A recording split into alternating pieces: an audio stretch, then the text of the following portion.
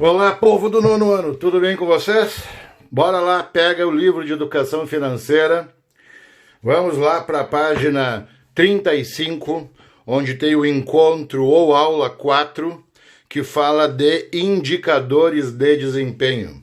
Lembra que a gente começou a aula com a parte do Pensando no Futuro, onde o nosso personagem ia se aposentar e estava pensando o que ele ia fazer para ganhar um pouco mais do que o dinheiro da aposentadoria.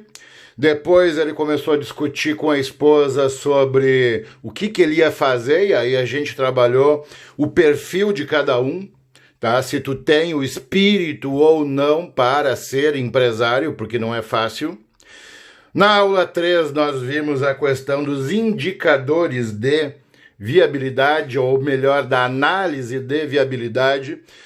Nós vimos que você não pode simplesmente, vou abrir um negócio, alugo uma sala, contrato desempregado e abro. Bom, qual é o teu negócio? Tu conhece o teu negócio? Tu gosta do teu negócio? Tu vai te dedicar bastante tempo ao teu negócio? Que informações, quais os indicadores que você precisa ter para poder fazer uma boa análise de viabilidade e saber se o teu negócio tem ou não chance de sucesso. Porque nenhum negócio tem 100% de chance. Tu sempre vai ter uma margem de risco. Tu precisa fazer a análise de viabilidade para que tu aumente a tua chance de ter sucesso. Pois muito bem. Para tu fazer uma boa análise de viabilidade, tu precisa de indicadores de desempenho. Esses indicadores, eles servem para tu ter uma série de informações para poder analisar, pensar, ponderar, construir aquilo que tu precisa para potencializar, para melhorar as chances do teu negócio ir para frente. Entre os principais indicadores de desempenho, nós temos o ponto de equilíbrio, a lucratividade, a rentabilidade e o tempo de retorno do investimento.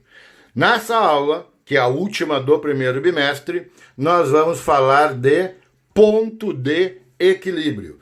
Vira para a página 36 do teu livro, vamos dar uma lidinha junto e eu vou explicando que, se prestar atenção, tu vai ver que é fácil. Então bora lá. Tá vendo o camaradinho ali tentando se equilibrar? O menos significa o que ele gasta. O mais significa o que ele recebe. E ele tem que ter um ponto de equilíbrio.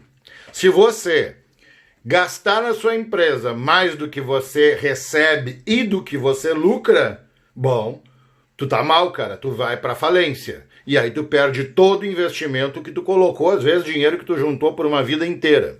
Então bora lá, vamos dar uma lidinha. Na nossa história, o personagem Roberto fala sobre a importância de conhecer os indicadores de desempenho para analisar a viabilidade do negócio. Os indicadores de desempenho, como eu já disse, nada mais, nada menos são do que um conjunto de informações que tu precisa para saber se o negócio tem chance ou não, mais ou menos chance de dar certo. Um dos indicadores que o Roberto deve utilizar para saber se a empresa que ele quer abrir é ou não é viável é conhecido como ponto de equilíbrio. Vamos lá, vamos ver como é que a gente calcula esse ponto de equilíbrio. Para calcularmos o ponto de equilíbrio, é necessário determinarmos as despesas fixas. O que são as despesas fixas? Aquelas que mantêm a empresa em operação. Por exemplo, você abriu uma padaria, mas você não tinha o prédio. Você alugou um prédio e quer você venda mais pão ou menos pão, essa despesa é fixa, ela não vai baixar. Então, despesas fixas são aquelas que são feitas de uma forma ou de outra.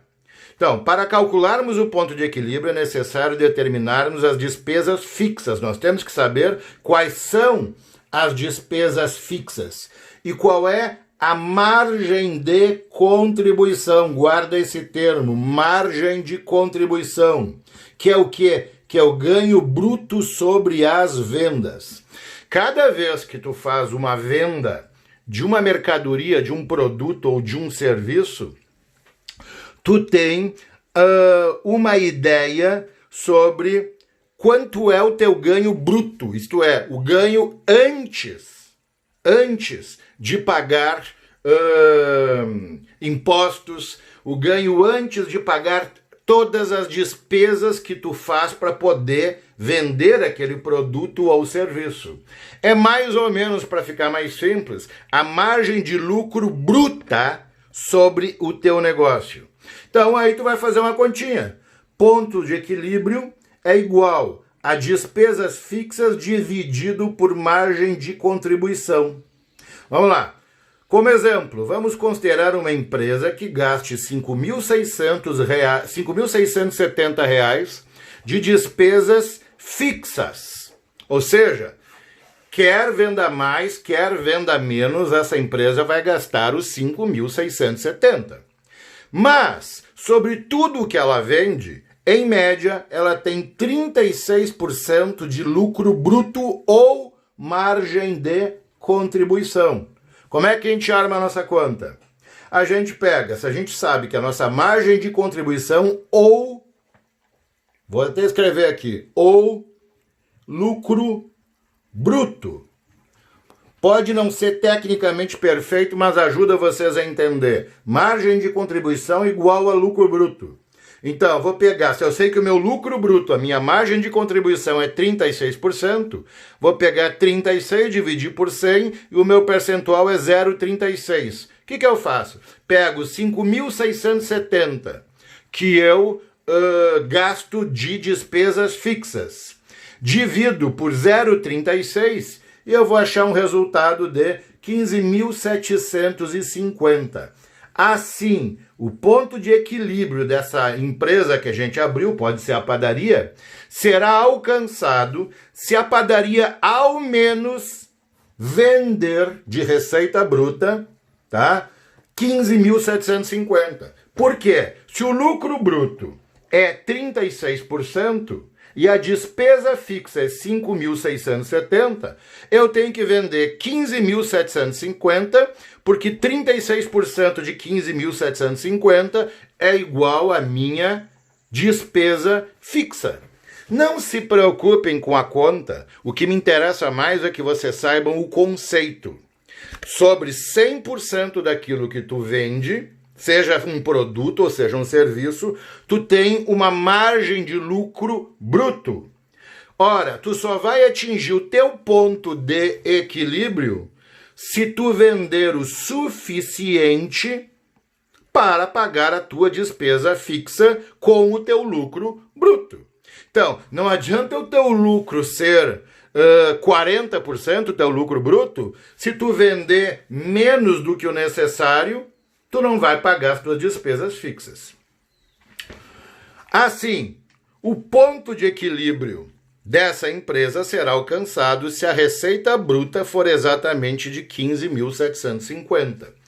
Neste caso, se a receita bruta for maior que esse valor, a empresa terá o que toda empresa quer, lucro.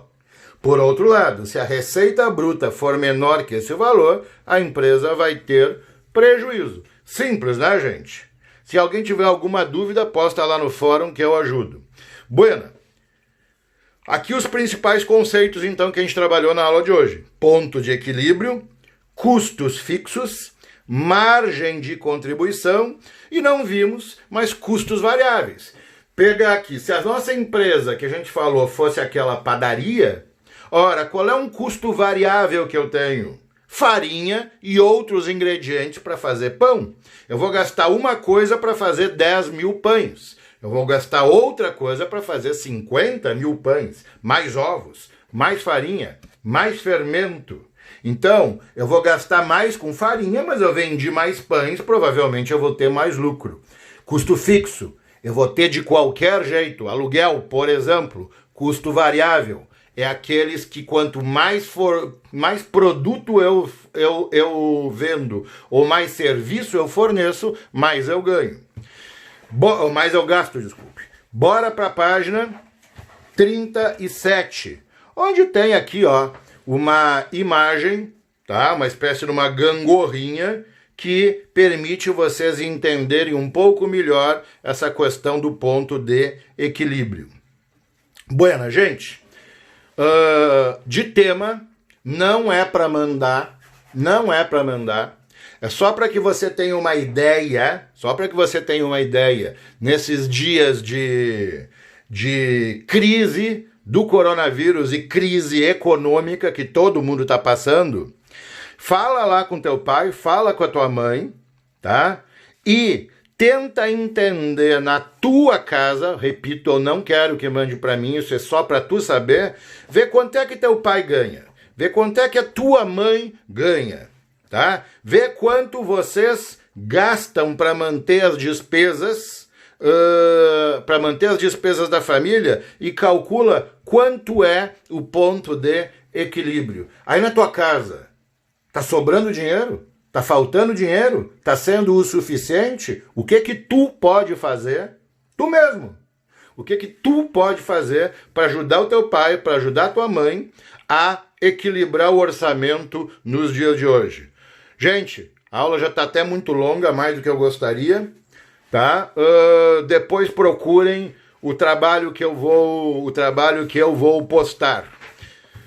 É isso, valeu, tchau para vocês.